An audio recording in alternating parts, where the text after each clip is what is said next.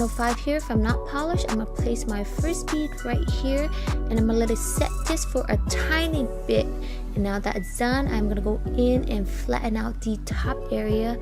There you go, and press and pull the rest of the product down to the tip of the nails, and make sure you guys keep the shape while doing so. And then we're gonna cut it off right there at the end. Make sure you guys press the shape into place like that. And I'm gonna place number 106 just a tiny bit above the pink, and I'm gonna pull it down like this. There you go. And then we're gonna pick up a second bead of the same color just to make sure that the purple is dark enough. There you go. And then just flatten out the top area and then pull it down like this. Okay, now I'm gonna go in with number 107 close to the cuticles and then push it up a little bit. There you go. And then I'm gonna pull it down. And then now I am gonna go in with the crystal clear, but not all the way at the cuticles because we already have the blue at the cuticles, so it will just make everything super thick. Okay, now I'm just gonna encapsulate the ombre effect, and then when this is done and dry, I'm gonna go in with the 5-in-1 cross bit from Notpolish. And I am gonna taper in the side of the nails first. That's the first thing I like to do, is make sure I give the nails a little bit of a pre-shape. There you go. Now that is done, we're gonna go over again to make sure that it's smooth on the top of the nail, okay? And now that is done, we're gonna go in with the Notpolish hand file to shape everything up. And when I do the shaping, I like to use a very sturdy and wider file. Alright guys, and now that's done, we're gonna buff everything out nice and smooth, and then we're gonna move on to our next nail. So I am gonna place this yellow, it's called Blonde Moment 129, and then I'll pull it down very lightly like so. And we're not doing an ombre on this nail, so I don't have to wait for the yellow to dry up before I put my orange on, because I want these two beads to bleed into each other. So while the yellow is still wet, I still apply on my orange. You see how they just kind of bleed into each other. There you go. And then we're gonna place on my pink. And then I'm just gonna lightly push it up like so. There you go, push it up at the top so it blends in the orange, and I'm gonna lightly pull it down. There you go. And then we're gonna go in and brush a bit of the green, mint green on the side, and make sure when doing this we keep it on the thinner side, okay guys, because we'll be encapsulating this whole look in crystal clear powder. Alright, now that you can see that is still wet, I am going to go in and brush on my blue.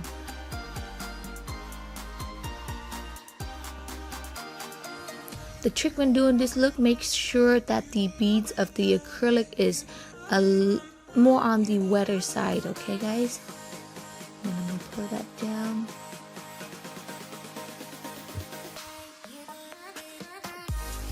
Alright, now we're just going to go in with a little bit more green because I feel like the green is not dark enough. So I'm just going to go in and darken up just a little bit on the side. And then I am going to do for the orange as well.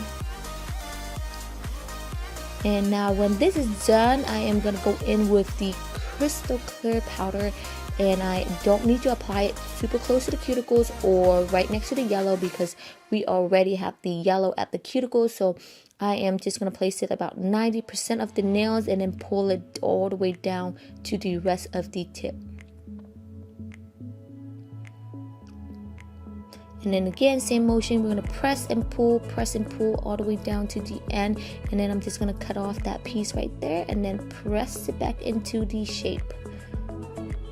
And then we're going to press it back into its shape.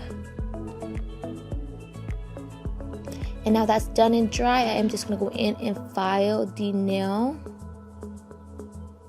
and make sure you buff it, and then I'm just gonna go in with the top coat. There you go. And make sure you clean off the edges before you guys dry them under the light. Start with this first bead of acrylic. I'm gonna put it right in the center, and then I am gonna distribute the product around a little bit like so.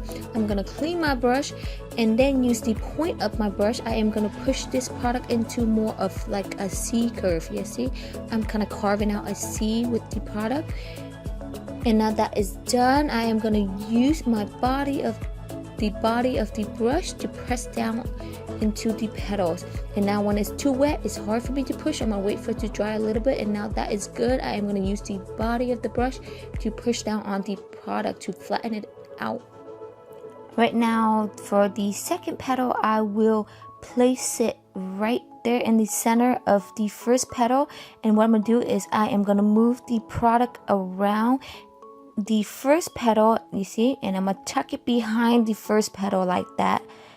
There you go. I'm just gonna tuck it around like that, and then I'm gonna carve the product into a small little C again. There you go. I am just gonna make it out into a little C again, or a little moon. All right, now that is dry. I am going to use the body of the brush to push down and flatten out the petal. And now that's done, we're going to place our third petal right there, and then again clean your brush and then move it into a, carve it out into a little C. You see, it's all in little C's. And now that is dry, I am going to go and press down onto the petal. And you will know if you press down on the petal too soon, because the acrylic, which is kind of mush and won't give you that dimension in the flowers. Okay. All right, now that is done, I am going to go in with the last petal and just place it right in the center in a little ball like so. And then using the tip of my brush, I am going to go straight into the center and kind of swirl it around in circular motion like so. There you go. Now that is done, we're going to move on to our bottom petals. And then again, I am just going to move products into a little C again. You see that? It's always going to be a little C. Some C's are prettier and some C looks a little bit off, but you can still see that little C. So that's what I want to do first before I press down on the petal. All right, again, we're going to add another little petal inside, and then make sure you carve it out into that little C again, and then press down. There you go. And then we're just gonna press it down. And then what I just did right there is that's where I'm gonna put my rhinestone. I just made a little mark with my brush. And then again, make sure you give it that little swirl in the center. Right, moving to our next rose, I am gonna mark where my flower is gonna be at, and I'm just using the wet 3D brush just to mark it right there. And then I am gonna go in with the bead of white powder, and I'm just gonna move it around just a little bit, clean my brush, and now that's done, I'm gonna use the tip of my brush just to carve out another little C and wait for that to dry just a bit, and I am gonna press down on it like so. And then I am gonna work on my second bead. I am gonna move it and tuck it around the first petal. You see that? How I tuck it back there? Just make sure that the flower is even in circles. There you goes. And then I'm just gonna press it down, and make sure that you wait for the first petal to completely dry before you work on the second petal. And the second petal is completely dry. I'll be working on my third petal right now. Again, using the tip of my brush, I will carve it into that little C like so.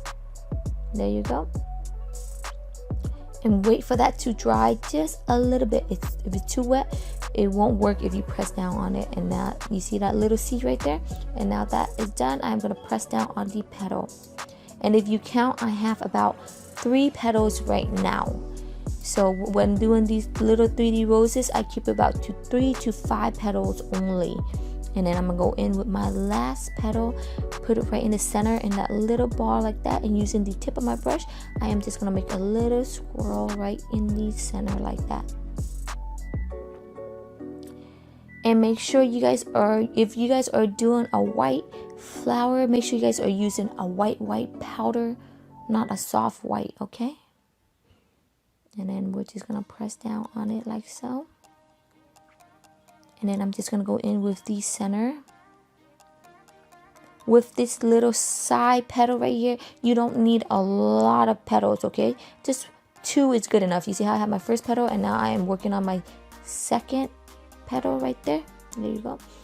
And now that is done, I'm gonna go in with a number 2 dipping base from Notpolish, and I'll just apply on my little rhinestone. The reason why I am not using a jewelry gel on these today is because these are smaller rhinestones, and I can just use my dipping base, and it will just stick on just as well. It will make sure the bigger the gems, the little bit more of the dipping base you put on. There you go, and just press it on there.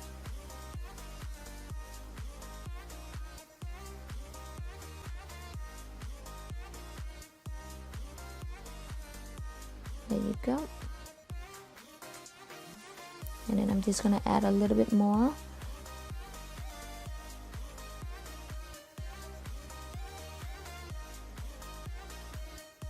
And then we're gonna add in our little yellow caviar beads.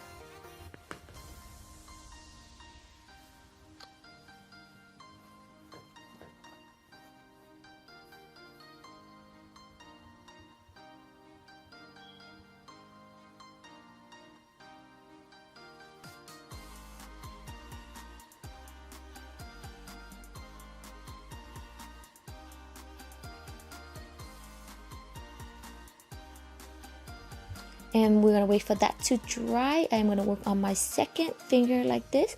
And when working with dip and base, you want to make sure you work in a smaller section, okay?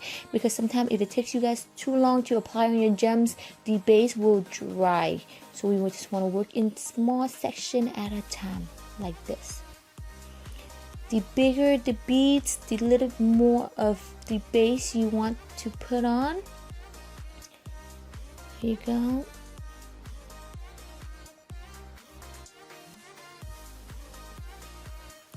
And again, I'm just going to apply my gems on there.